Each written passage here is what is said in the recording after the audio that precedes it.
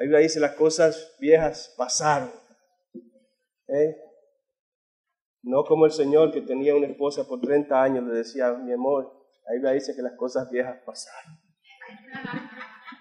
Hay gente que no sabe entender la palabra de Dios, ¿verdad? Hay gente que no entiende la palabra de Dios. No se está hablando de la vieja. ¿Qué? Está hablando de la vida antigua. Ya no andamos como Dios quiere. Bueno, no andamos como el diablo quiere, como el mundo quiere, sino como Dios quiere. ¿Okay? Las cosas viejas pasaron. He aquí todas son hechas nuevas, dice la palabra de Dios. Yo quiero que por un momentito más usted se ponga de pie.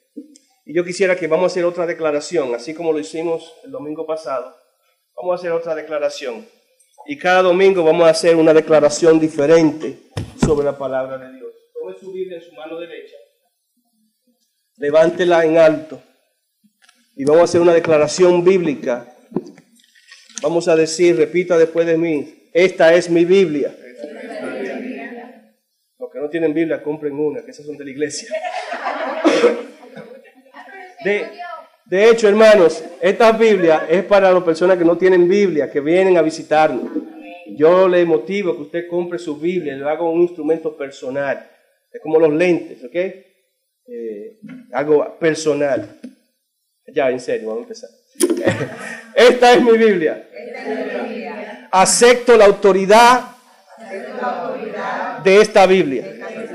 Cuando confío en la palabra de Dios, estoy confiando en Dios mismo. Porque ella me guía. Ella me enseña. Ella me hace libre. Ella me transforma. Y después de un encuentro con la santa palabra de Dios, iglesia, yo nunca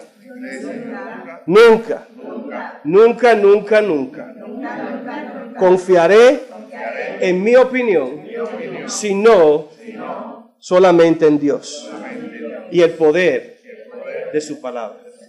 Padre, gracias por este día. Reconocemos la autoridad de tu santa palabra, porque ella nos vivifica, ella nos transforma, ella nos guía. En este momento te pedimos palabra de Dios. Dios, Espíritu Santo, que tú nos hables, que tú entres en nuestras mentes, en nuestros corazones, que salgamos de aquí diferentes, porque tu palabra nos está transformando, nos está guiando a la semejanza de Cristo Jesús. Padre, este tiempo es tuyo. Úsame, llénanos, ministra en nuestras mentes y en nuestro corazón. Prepáranos, mi Dios, para recibir de ti. En Cristo Jesús. Amén y amén. Si quieren ponerse de pie así mismo como están, está bien. En 2 de Timoteo, vamos a leer este verso muy conocido. 2 de Timoteo, capítulo 3. Vamos a leer desde el verso 15. Segunda de Timoteo, perdón. Capítulo 3.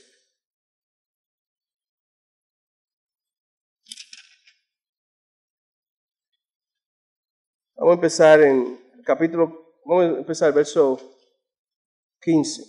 Segunda de Timoteo, capítulo 3, verso 15. ¿Lo tienen, iglesia? Vamos a leerlo todos juntos. Y que desde la niñez has sabido las sagradas escrituras, las cuales te pueden hacer sabio para salvación, es en Cristo Jesús. Todos juntos. Toda escritura para enseñar, para redarguir, para corregir, para instruir en justicia, a fin de que el hombre de Dios sea perfecto, enteramente preparado para toda buena obra. Amén. Gracias. Pueden sentarse por unos minutos. La palabra de Dios nos declara, yo lo llamo a esto el efecto mínimo. Yo lo llamo esto el efecto mínimo porque la palabra de Dios es intrínsecamente poderosa. Diga conmigo, poderosa. La palabra en sí misma tiene poder. En Génesis vemos a un Dios creando con el poder de su palabra. ¿Sí o no? Hágase y se hizo.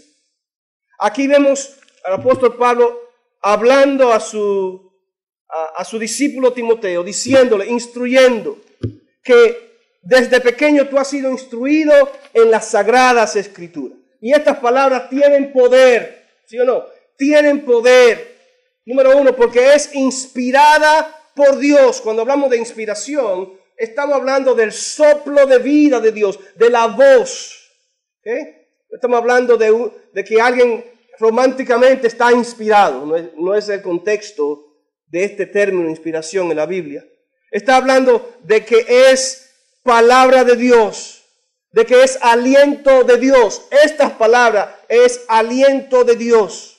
Toda escritura es aliento de Dios. Es la versión como se lee en el hebreo. Y este aliento de Dios, estas palabras de Dios es útil. Y esto yo llamo el factor mínimo. El factor mínimo es que lo mínimo que puede pasar en nuestras vidas son estas cuatro cosas. Hay muchas cosas que van a pasar cuando leemos, aprendemos y vivimos la palabra. Recuerden, hermanos, que no estamos solamente aquí para ser oidores, sino para ser ¿qué? Hacedores de la palabra. Entonces, cuando nos movemos a ser hacedor, yo llamo esto el factor mínimo. Estas cuatro cosas, por lo menos 5 cosas van a suceder. Lo primero es que la palabra de Dios nos va a ser útil para enseñarnos. Diga conmigo, enseñarme. La palabra de Dios me va a enseñar. ¿Cuántos saben toda la Biblia? Yo conozco personas que han leído la Biblia muchas veces, pero nunca pueden decir que ya se la saben completamente. Ahora, ¿qué es lo que me enseña la palabra? Bueno, me enseña a vivir, me enseña a hablar, me enseña a pensar, me enseña a actuar como Cristo quiere que yo lo haga. Porque la palabra de Dios me lleva a la semejanza con Cristo. Es palabra de Dios para dirigirme al parecido de Cristo. Él me enseña a conducirme, Él me enseña a vivir de una manera que traiga gloria y traiga honra a su santo nombre. Así que este es el factor mínimo. Lo mínimo que va a pasar es que usted va a ser enseñado. Yo espero que en el tiempo que usted ha tenido aquí en Renacer, usted sienta que está aprendiendo Biblia.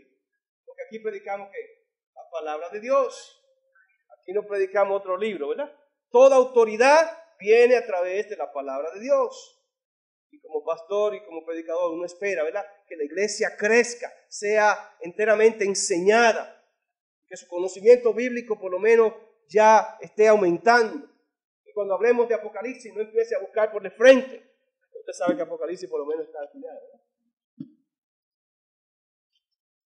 Hemos sido enseñados no solamente al conocimiento de la palabra, sino a cómo vivir la palabra de Dios, cómo comportarnos de una manera que traiga gloria y honra a Dios.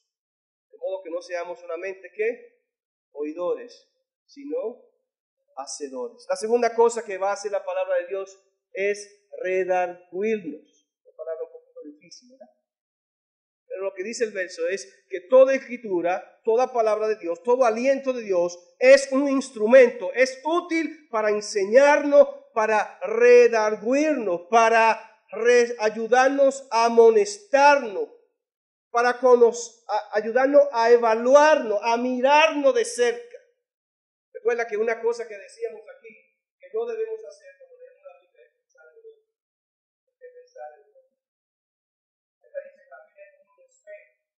Decíamos en Santiago, recuerda la semana pasada, que el hombre mira así rápidamente en el espejo, pero el hombre que quiere agradarle a Dios se detiene. Cuando tenemos la palabra y nos examinamos, y la palabra de Dios entra a nuestro ser y comienza a amonestarnos, comienza a decirme, Daniel, este eres tú. ¿Qué vas a hacer ahora? Dios me está hablando, me está ministrando, me está dirigiendo a su palabra. Está ayudando a que yo pueda responder de una manera que traiga gloria y honra. Me está diciendo, este eres tú y debes cambiar. Eso es redarguir.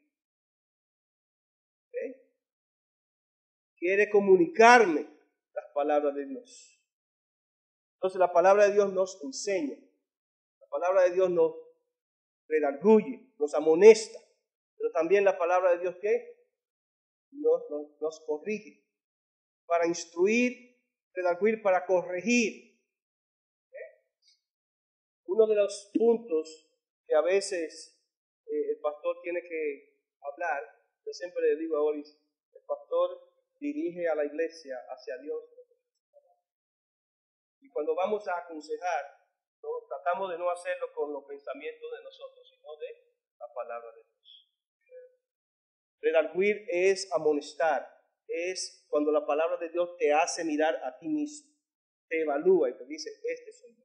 Te está redarguendo, te está haciendo recordar, evaluar, amonestarte a ti mismo, responderte a ti mismo, como un espejo, que te mire a ti mismo. ¿Entendido? Es como un examinarse por dentro, se puede decir así, interiormente, en mi corazón. Por eso decía el salmista, examíname. O decía el salmista, en mi corazón he guardado tus dichos. ¿Para qué? Para no pecar contra ti. Él quiere tenerlo en su corazón, de modo que la palabra de Dios le ayude a no pecar, a mirarse constantemente y vivir una vida que le agrade a Dios. Y él decía, la mejor manera es manteniendo la palabra de Dios dentro de mi corazón. En mi corazón he guardado tus dichos. ¿Para qué? Para no pecar contra ti. Entonces, factor mínimo. Número 1, nos enseña. Número 2, y número 3, nos corrige. Los que están aquí, ¿cuántos han ido a la escuela? Todos, ¿verdad? Nadie quiere decir que no. O nos corrigen en la escuela o nos corrigen en la casa. La vida es una vida de corrección. El otro día yo iba manejando por aquí y parece que mi mente iba muy rápido. Iba pensando en otras cosas. Y vino un policía a corregirme. Lo primero que hizo para corregirme fue que prendió las luces. Después me dio un ticket. Después vino y me dice, ¿usted sabía que usted iba a tal velocidad? No. Ustedes saben que la velocidad da amnesia. Uno siempre va rápido y no se da cuenta. Es como el dinero, uno presta y se lo olvida. Le da una amnesia a uno, no sé. Pero la corrección es importante. Es la única manera que yo tengo este tamaño y que doña Pilar me dio este tamaño. Es a través de ¿qué? Correcciones, ¿sí o no, mamá? Si no tengo la prueba de correcciones. Aquí están las pruebas. Cada correazo, si se puede decir así, es una corrección por amor. ¿Sí o no? Es por amor. Dios no corrige directamente para castigar. Iglesia, la intención de Dios no es castigar. Dios castiga. Dios castiga. No quiero decir algo diferente aquí. Dios castiga. Pero Dios le interesa más corregir. Dios le interesa más el cambio. Cuando Dios nos corrige es para que cambiemos. La palabra de Dios es un instrumento de corrección. ¿Recuerden esas luces del policía? Cuando uno ve esas luces, ya. Mire, uno se imagina ya. Y comienzan las historias. Le voy a decir esto, le voy a decir esto. Estas son las luces de Dios. Estas luces nos hacen pensar, nos hacen evaluar, es decir, algo está pasando. Quizás estoy yendo muy rápido. O quizás me estoy dirigiendo por este lado. Por eso dice el Salmo 119, 105, que ya lo aprendí en la iglesia. Lámpara es y lumbrera. Amén. Esas lucecitas son activadas en la palabra de Dios para corregirnos, para llamarnos la atención y a examinar nuestras vidas, para enseñarnos a cómo vivir, cómo hablar, cómo conducirnos, cómo pensar, cómo actuar de una manera que traiga gloria y honra al Señor. La intención es corrección, para cambio, no para castigo. Entonces la palabra de Dios, hermanos, nos enseña, nos redarguye, nos corrige y nos instruye en justicia. Nos instruye en justicia. Y eso tiene que ver para vivir una vida justa como Dios quiere. Aprendíamos esta semana atrás en Miqueas 6:8. Dios te ha declarado lo que es bueno. Bueno, vamos a ver si aprendieron la lección. 3 cosas que de Miqueas dicen, Miqueas 6:8. Dios ha declarado lo que es bueno. Número 2.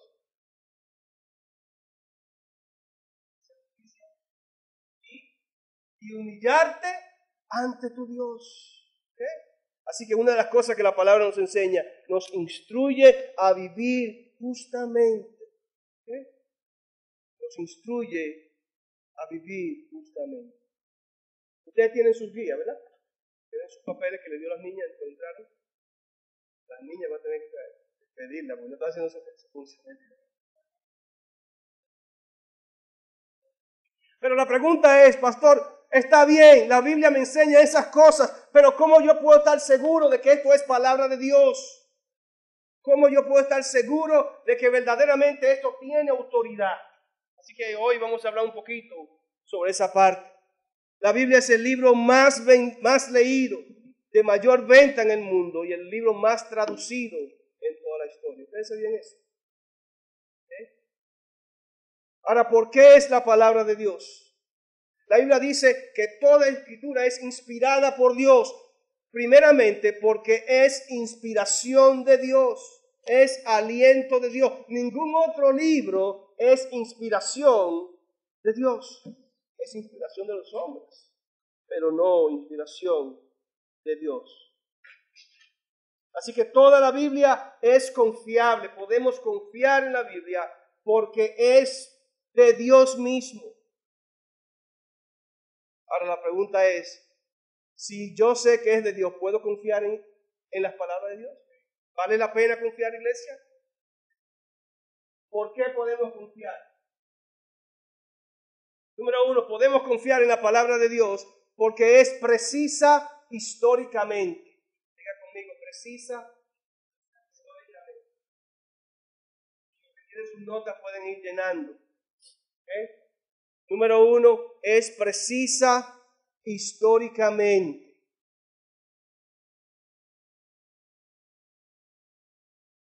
Dice el Salmo 33:4, porque recta es la palabra de Jehová y toda su obra es hecha con fidelidad. Todo lo que Dios ha hecho, lo ha hecho verdaderamente, lo ha hecho con fidelidad. Así que la Biblia no solamente es correcta teológicamente o doctrinalmente, sino que es correcta históricamente. La Biblia dice que Dios no puede mentir. ¿Ustedes sabían eso, iglesia? Y si Dios no puede mentir, todo lo que está aquí es. Si Dios no puede mentir, lo que está aquí debe ser verdad. Así que es histórica, es precisa históricamente. Hay personajes, hay testigos. Hay alguien que dijo que más de miles de personas vieron a Jesús cuando resucitó. Todas las historias aquí son personajes de testigos oculares. Dígame algo que le sucedió a Moisés. A Moisés. Él fue testigo ocular del poder de Dios. Algo que le sucedió a Jonás. Bueno, todo el mundo piensa el primeramente oye.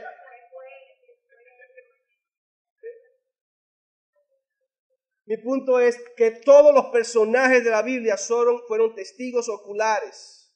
Son personajes reales, no son ficticios como una historia que se creó unos personajes en una película. Son personajes que se pueden investigar a través de la historia que existieron. ¿Okay? Así que es preciso históricamente. Los lugares que se mencionan, todos los pueblos, todas las ciudades, históricamente se pueden verificar. ¿Okay? De la misma manera, de la manera que la Biblia se copió de generación en generación, fue históricamente preciso, porque habían reglas para poder copiar la Biblia. Y en sus libros está toda la historia. En los 40 días final dice cómo la autoridad bíblica históricamente se preservaba. Los escribas tenían que copiar letra por letra, ¿okay? Letra por letra, los pergaminos originales de la Biblia. A tal punto que si se equivocaban en una letra, lo botaban y empezaban de nuevo. Por miles y miles, se dice que 1600 años la Biblia fue copiada, ¿verdad? Fueron 3 idiomas originales, iba pasando, ¿verdad? Pero nunca podían cambiar nada. Número de columna tenía que ser exacto, número de letra tenía que ser exacto, número de palabras tenía que ser exacto. Dicen los que saben que los primeros 5 libros del Pentateuco, cuando los dividían a la mitad, tenía que ser la misma letra siempre. Por ejemplo, si era una A, era una A. Y contaban hacia la izquierda y tenía que ser la misma cantidad, y hacia la derecha tenía que ser la misma cantidad. En otras palabras, ellos sabían tan precisamente cuánta letra había en cada copia del testamento. Tenía que ser históricamente precisa. ¿Pero qué es lo que saben de arqueología? Están las pruebas también arqueológicas. Ahí están todas las pruebas arqueológicas que han demostrado que todas estas ciudades y todos esos lugares existieron. Se dice que en el libro de Hechos solamente se mencionan 54 ciudades, 31 países y 9 islas. Y todas esas se pueden verificar hoy. Entonces la Biblia es históricamente ¿qué? Precisa. Número 2. Podemos confiar en la Biblia porque es científicamente precisa. Pero usted puede decir, pastor, pero la Biblia no es un libro de medicina, porque yo no encuentro aquí, en el libro que yo tengo en la espalda, yo no lo encuentro en la Biblia. Pero sí es precisa científicamente. Número 2, es preciso científicamente. No es un libro de ciencia y no tiene un lenguaje científico, pero sí tiene demostraciones de que Dios tiene poder sobre la ciencia.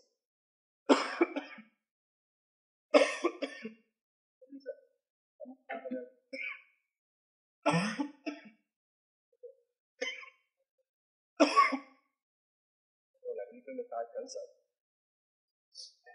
Es precisa científicamente. Esto demuestra que Dios consideró las leyes del universo cuando estaba creando la palabra de Dios. Una de las cosas, hermanos, que sabemos es que la verdad no cambia, ¿cierto? La ciencia cambia, ¿sí o no? La tecnología cambia, ¿sí o no? ¿Cuántos celulares usted ha tenido en su vida? Por mí han pasado como 5.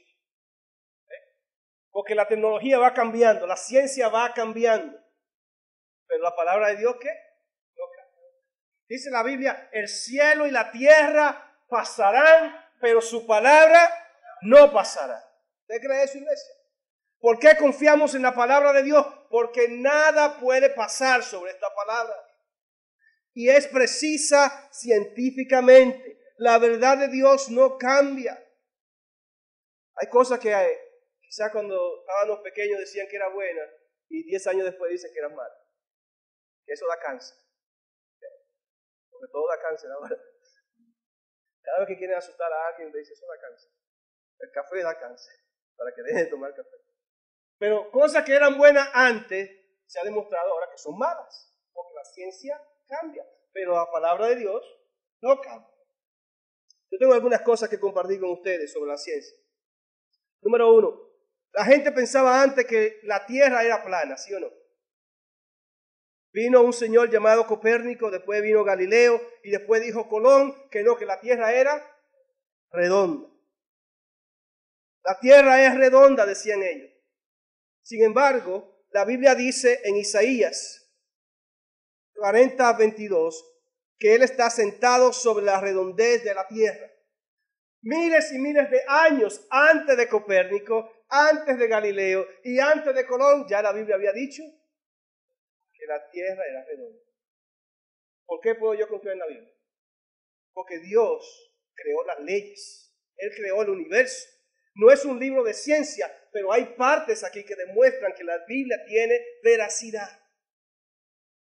¿Sí o no? Así que Isaías 42:22 dice, Él está sentado sobre la redondez de la tierra. ¿Pero por qué no leían la Biblia? ¿O fue que Colón sí leía la Biblia y se dio cuenta que de Isaías 42:22? Por muchos años la gente pensaba que algo sostenía la tierra. Los griegos pensaban que había un gigante llamado Atlas que sostenía el mundo. Los hindúes pensaban que habían elefantes que sostenían la tierra y que los terremotos eran resultado de que los elefantes estaban caminando. Eso está en Wikipedia, lo pueden buscar, ¿eh? Yo lo verifiqué y está ahí. Los egipcios pensaban que la tierra estaba sostenida por 5 pilares. Pero sin embargo, ninguna de esas cosas está en la Biblia. Porque la Biblia es palabra de Dios. Y es inspirada por Dios. Y Dios no va a permitir poner cosas que son pasajeras. Porque su palabra no pasará. Ahora, ¿qué dice la Biblia? En el libro de Job, que es uno de los libros más antiguos, dice Job 26:7. Dios extiende el cielo del norte sobre el espacio vacío y cuelga a la tierra sobre la nada. La Biblia ya había dicho que Dios tiene la tierra y el universo sobre la nada. Y esta gente inventando que está sostenida por algo. La nada es la gravedad de Dios. ¿Cuánto creen en la gravedad? El que no crea, ya ustedes saben. Que se tire de un edificio y después me cuenta. La ciencia decía que había 1000 estrellas en el universo y que las estrellas sí se podían contar. Así que 150 años atrás, antes de Cristo, un señor llamado Hiparco contó las estrellas y contó 1222 estrellas. 300 años después, un señor llamado Ptolomeo dijo que Hiparco estaba incorrecto, que no son 1222 estrellas, que él la contó nuevamente y él contó 1226. O sea que él contó 4 más, que él estaba totalmente equivocado y loco. Búsqueme la historia. Ahora, hoy sabemos, hermanos, que las estrellas son infinitas, que no se pueden contar. Y dicen los científicos que, bueno, de una manera para exagerar, pero ellos dicen, para llevar el punto de que no se pueden contar, que hay más granos de arena en el universo que estrellas en eso. Póngase a pensar.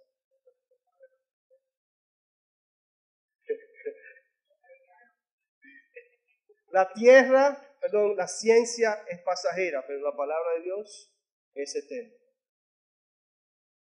Lo interesante del caso es que solamente sabemos que las estrellas no se pueden contar, pero todavía están descubriendo planetas. Porque la ciencia cambia. 2000 años atrás Jeremías había dicho que no se pueden contar las estrellas del cielo. Jeremías ya había dicho eso en el libro de Jeremías, que no se pueden contar ¿qué? Las estrellas del cielo. Así que es preciso que científicamente. ¿Y qué sobre la biología? La gente pensaba mucho tiempo atrás que la sangre enfermaba. Los doctores saben de eso. Que habían 4 fluidos. Creo que era Hiparco, no me acuerdo el nombre bien. Pero habían 4 fluidos que centraban la vida del hombre. Y uno de ellos, esos fluidos, era la sangre. Y que la sangre hacía daño. Y que cuando la persona estaba enferma había que sacarle sangre.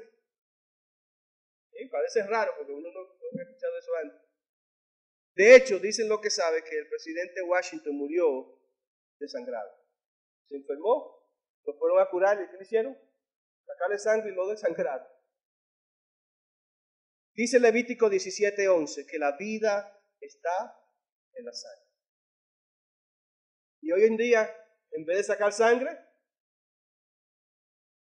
porque la vida está en la sangre. En el 1660 no se sabía que la sangre circulaba. No se sabía que Dios había provisto un sistema Por muchos años no se sabía que las enfermedades eran contagiosas. Y en Europa, cuando estaba la peste bubónica, mató un cuarto de la población de Europa, porque no se sabía del contagio. Dice Levítico 13:4, pondrás a la persona en cuarentena durante 7 días. Miles y miles de años atrás, ya Levítico hablaba de cuarentena. En Europa murió la cuarta parte de Europa por no poner a la gente en cuarentena. Cuarentena es separado, para que no se contagie. Entonces la Biblia es precisamente ¿qué? Científica. Número 3, la Biblia es precisa proféticamente. Precisa proféticamente. Esto lo que significa es que todas las profecías que están en la Biblia son ¿qué?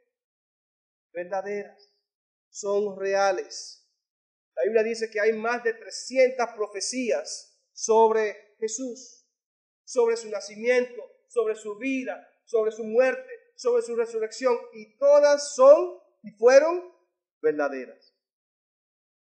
Dice 2 de Pedro 1:21, ninguna profecía fue dada jamás por un acto de voluntad humana, sino que hombres inspirados por el Espíritu Santo hablaron de parte de Dios.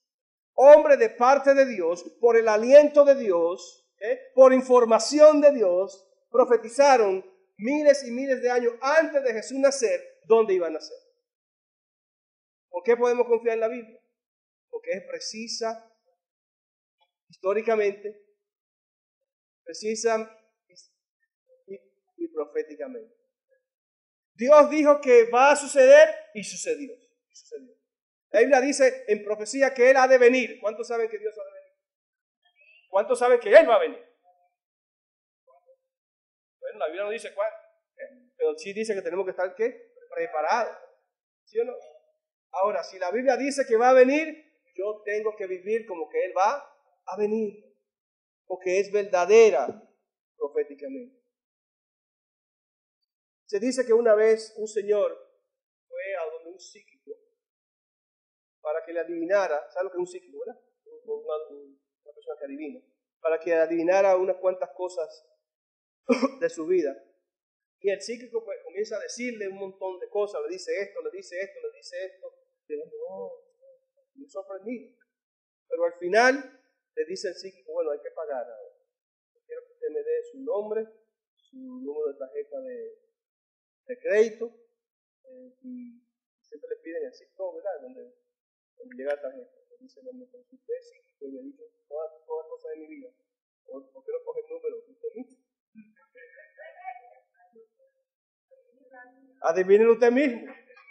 Tiene media hora diciéndome todo lo que me va a pasar en la vida y no puede saber mi número de tarjeta de crédito. Algo está raro, ¿verdad que sí? La Biblia no es así, ¿no? La Biblia es veraz proféticamente. Así que dice Mateo 56, pero todo esto sucede para que se cumplan las palabras de los profetas registradas en la Biblia. Todo lo que Dios ha dicho, lo ha dicho con un propósito, que se cumpla su palabra. Así que es veraz, es preciso proféticamente. Otra razón por la que creemos la Biblia es porque es temáticamente unificada. ¿Qué significa esto? Lo que esto significa es que la Biblia tiene 66 libros, iglesia, ¿sabían eso? 66 libros diferentes. Más de 40 autores, más de 40 personas que escribieron. En un periodo de más o menos 1600 años, en 3 diferentes continentes, en 3 diferentes idiomas, pero tiene un solo tema. Vamos a ver, ¿cuántos países aquí representados? Puerto Rico, Dominicana, Colombia, Nicaragua, Estados Unidos. ¿Me escapa algún país? Ok. Hay como seis países aquí, ¿verdad? Como 6 o 7, vamos a decir 7 países. Imagínense que cada uno de nosotros nos vamos a nuestros países, escribimos algo y después venimos el próximo mes aquí y que todos haya escrito lo mismo. ¿Cuáles son las posibilidades de que eso suceda?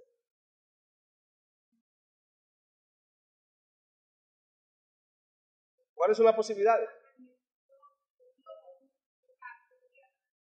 Ahora imagínense que pasan 20 años y después nos reunimos aquí otra vez, 20 años después, y que todos hayamos escrito una página de algo y ese algo sea el mismo tema todo. ¿Más posibilidades o menos posibilidades? Bueno, eso pasó con la Biblia. Pasaron 1600 años, 40 personas diferentes, de 3 continentes diferentes, con 3 idiomas diferentes, y todos escribieron lo mismo. Porque Dios está soplando, Dios está hablando, Dios le está diciendo, le está inspirando. Iluminó para escribir. ¿Sí o no? Entonces podemos confiar en la Biblia porque tiene un tema unificado. Ahora, ¿cuál es el tema principal de la Biblia? ¿Alguien sabe? A través de Cristo. El tema principal es Cristo y su amor. Alguien dijo que la Biblia es una historia de amor. ¿Una historia de amor? El hombre pecó, Dios quería relación con el hombre. Crea para convivir con el hombre. Viene el pecado y todo lo que hay en el medio hasta Apocalipsis, que Dios todavía quiere una relación de amor y de intimidad con el hombre. Por eso Él quiere volver a buscar ¿a quién? A una iglesia que le ha creído para tener una intimidad con Dios. Número 4. Creemos en la autoridad bíblica porque es confirmada por Jesús. El mismo Jesús, cuando estaba aquí en la tierra, usó la palabra de Dios y la decía y contaba las historias de los profetas y de Jonás y les decía a sus discípulos las sagradas escrituras y la profecía. Si Jesús no hubiera creído en la palabra, ni siquiera la ley.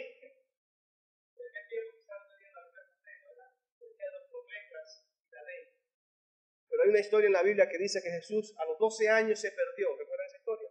Y fue al templo. ¿Y qué estaba haciendo Jesús en el templo? Leyendo la palabra de Dios. Y enseñando la palabra de Dios. Jesús no va a enseñar algo que Él no cree. Así que la palabra de Dios fue confirmada por Jesús mismo. Si Jesús confió en la autoridad de la palabra, ¿debemos nosotros confiar?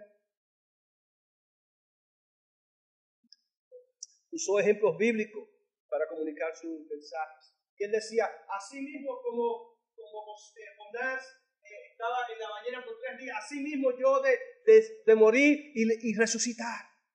Entonces, si Él no creía en Jonás, ¿por qué menciona a Jonás? Usándolo de ejemplo de su resurrección.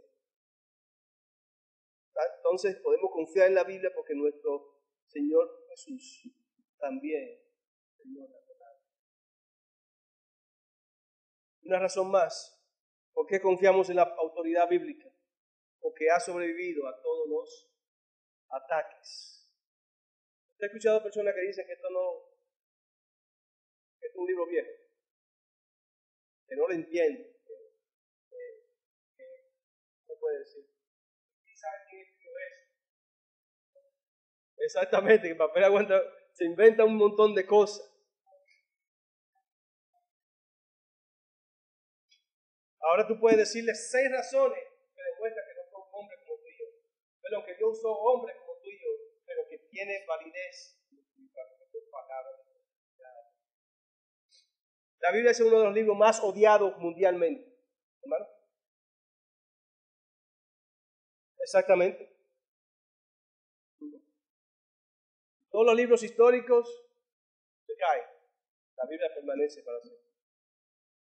Uno de los libros más odiados mundialmente. ¿Sí o no? ¿Por qué? Porque dice la verdad. Si fuera mentira, nadie le hace caso. Exactamente. Porque es útil para enseñar, para redarguir, para corregir, y nadie quiere que lo confronten. Mejor no le hacen caso. Mejor no existe. Yo no creo en eso. Porque me está hablando mi corazón. Me está corrigiendo y nadie quiere ser corregido. ¿A quién le gusta que el policía venga cuando la necesita? A nadie. Así que la Biblia es el libro más odiado del mundo. Es el libro más ridiculizado del mundo, es el libro más rechazado, es el libro más controversial, es el libro más mal interpretado del mundo, es el libro más debatido del mundo, es el libro más destruido del mundo, es el libro más prohibido del mundo. ¿Saben que hay países que no se puede llevar la Biblia? El pastor Jo me dijo que fue a China recientemente. Y me dice, Daniel, ahí no se puede andar con Biblia, hay que más. Ahí no se puede llevar nada bíblico. Nada de que mencione la Biblia. Bueno, no lo digo pastor Jo. ¿Okay? Y lo mismo pasa en algunos lugares de Corea también. Mira.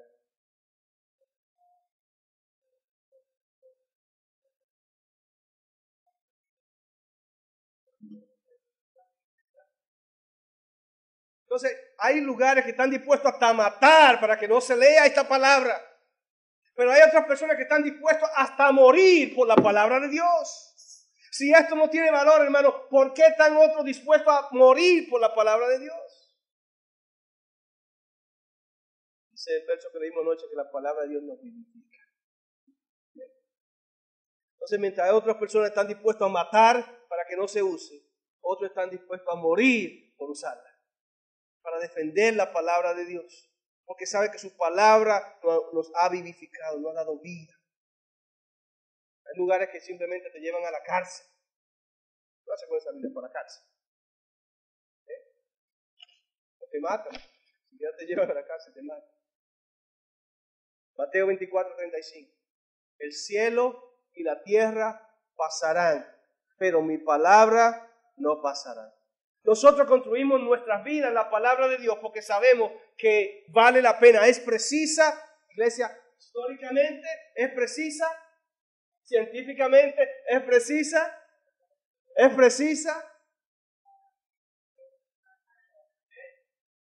y sobre todo es confirmada por Jesús. Así es. Lo único, según dice la misma palabra de Dios, lo único que va a permanecer en todo este planeta Tierra es la palabra de Dios. El cielo y la tierra pasarán. Así que el carro bonito que tú tienes se va a ir, pero esto va a permanecer. La mansión que tiene allá en la isla privada, yo hablo así porque yo no sé si aquí hay unos cuantos magnates que tienen mucho dinero, pero todo eso se va a acabar, hermano. Pero esto se va a permanecer para siempre. Un filósofo francés, Voltaire, dijo una vez: dentro de 100 años la Biblia será el libro más olvidado. ¿Quién se acuerda de Voltaire? Nadie se acuerda de Voltaire, pero todo el mundo se acuerda de la Biblia. Lo interesante de esa historia es que estaba leyendo que Voltaire era un ateo, que estaba en contra, un filósofo ateo, estaba en contra de las verdades bíblicas. Y se dice que ahora la sociedad bíblica tiene un almacén de Biblia donde él vivía. Y digo, qué ironía. El hombre que estaba en contra de la Biblia, en la casa donde él vivía, ahora hay un almacén de Biblia. Porque el cielo y la tierra pasarán, pero su palabra no pasará. Bueno, las verdades bíblicas siempre serán verdad, aunque yo no lo crea. Verdad es verdad, aunque yo no lo crea. Porque no depende de mí, depende de Dios mismo. Por eso sabemos que la verdad de Dios es eterna. Dios no cambia, la ciencia cambia, pero Dios no cambia. Muchas personas piensan todavía que la luna es de queso. Se come con...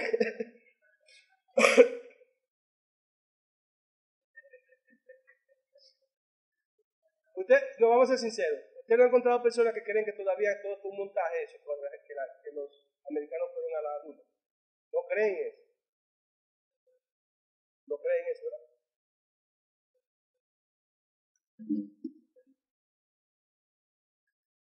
No importa cuántos cohetes mandan a la luna. Yo no sé cuántos Apolo han ido a la luna. Y traen roca y te la ponen enfrente así.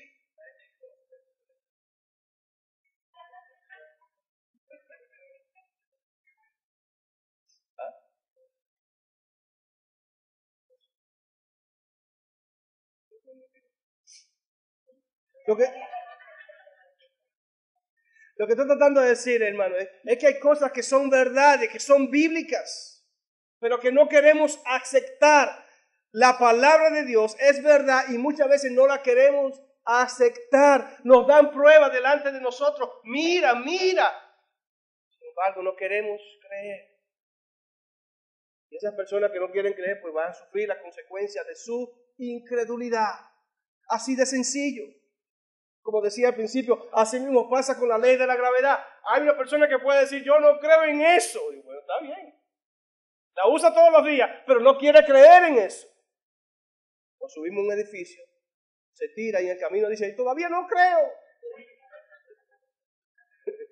Pero cuando llega al final y choca, se enfrenta con la realidad, con la verdad. Hermano, así mismo es la palabra de Dios. La gente vive viviendo como ellos quieren, no quieren escuchar la verdad de Dios. Siguen bajando, bajando, bajando. Y cuando se encuentran, se dan cuenta que Dios tuvo toda la razón.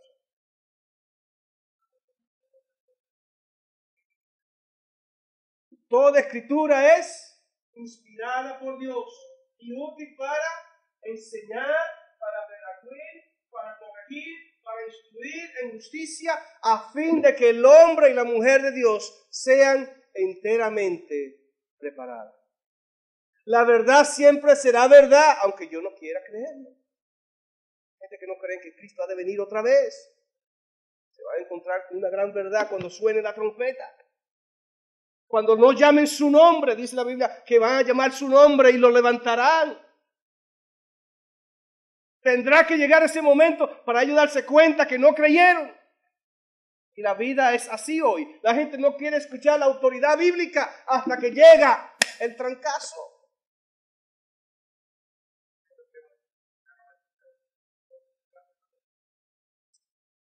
Tenemos que hablar sobre eso.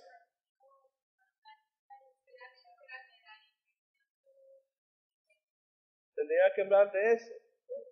Ahí dice que Dios viene a buscar una iglesia sin mancha ni arrugas.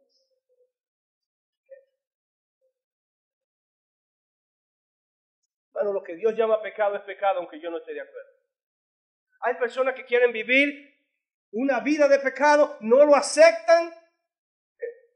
Bueno, tenemos una experiencia que aconsejamos a una persona con palabra de Dios, no palabra de pastorales, no palabra de Daniel, lo que dice la palabra, las verdades de Dios, y la persona todavía no lo quiere ver. ¿Qué puede hacer uno? Que Dios abra esos ojos. Bueno, una de las cosas que vamos a hacer aquí en la iglesia es aprender a mirar lo que Dios quiere que veamos, porque muchas veces lo vemos, pero lo vemos en el otro. Yo estoy igualito, eso no es para mí, el pecador es aquel. Oh, míralo aquí está Sonia, aquí está Juan. Yo no. Pero no es lo que Dios quiere, no es lo que Dios quiere. Lo que Dios llama pecado, hermano, siempre será pecado. El cielo y la tierra pasará, pero su palabra no pasará. Y el mundo te está vendiendo unas cuantas cosas relativas. Es más, hay gente que dice, no importa el sexo si el amor es puro. Mentira de Satanás. Lo que es pecado es pecado. La Biblia dice que Dios creó a Adán, no a Adán y a Esteban. Lo que es pecado es pecado.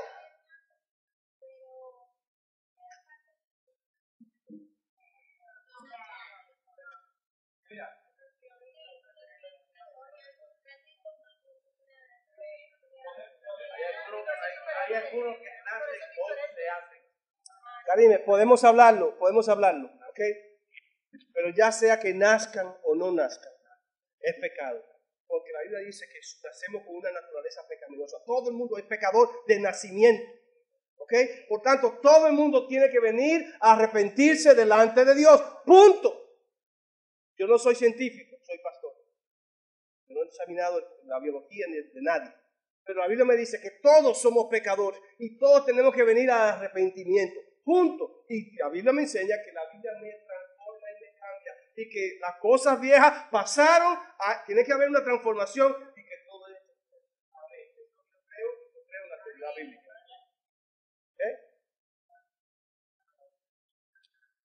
También.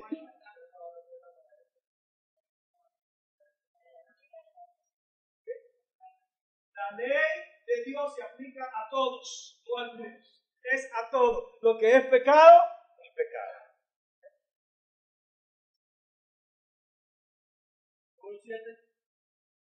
La palabra de Dios, que decíamos, tiene un poder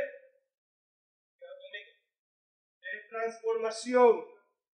La palabra de Dios tiene un poder de transformación. Puedo confiar en la Biblia porque tiene un poder de transformación. Ningún libro de matemática te va a transformar. Te puede dar mucho conocimiento, pero no te va a transformar. No va a cambiar tu corazón. Ningún libro de filosofía va a cambiar tu carácter. Va a dar mucho conocimiento, pero no va a cambiar tu carácter. Así que la política no cambia a nadie. Bueno, dice que sí. Pero la palabra de Dios sí transforma los corazones.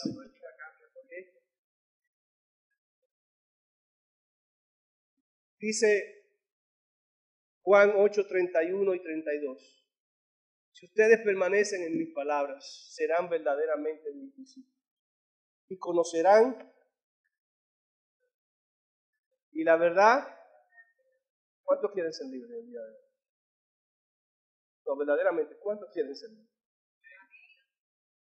Y conocerán la verdad. Y la verdad, si volteamos el texto, la gente no es libre porque no ha conocido la verdad de Dios. Si transformamos el texto, dice, si ustedes permanecen en mis palabras, ¿estoy yo permaneciendo en la palabra de Dios? Permanezco en la palabra de Dios y conozco su palabra, verdaderamente seré libre.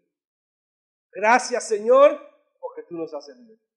Gracias, Señor, porque tu palabra nos hace libres. La bandera dominicana es la única bandera del mundo que tiene Juan 8:32 ahí abierta. El mundo entero, qué privilegio, hermano. Y conocerán la verdad. Es el pueblo dominicano verdaderamente libre. ¿No creen? Algunos no han creído, ¿eh? Y muchos no han permanecido. No han permanecido en la verdad bíblica. Así que, hermanos, somos predicadores de la palabra porque sabemos en el poder transformador de la palabra. Renacer cree que la palabra de Dios puede transformar nuestras vidas. Estamos centrados en la autoridad bíblica. Estamos centrados en la autoridad de la palabra de Dios. El cielo y la tierra pasará, pero su palabra no pasará. El pastor se puede ir, pero vamos a seguir predicando palabra de Dios.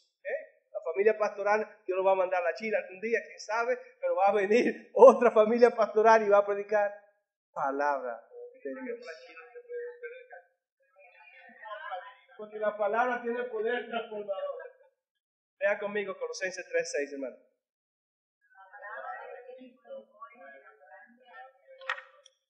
Otra vez, la palabra. El primer versículo que aprendimos la semana pasada fue: lámpara es a mis pies. Salmo 119, 105. Y hoy estamos aprendiendo Colosenses. Es mi oración como pastor que la palabra de Dios abunde en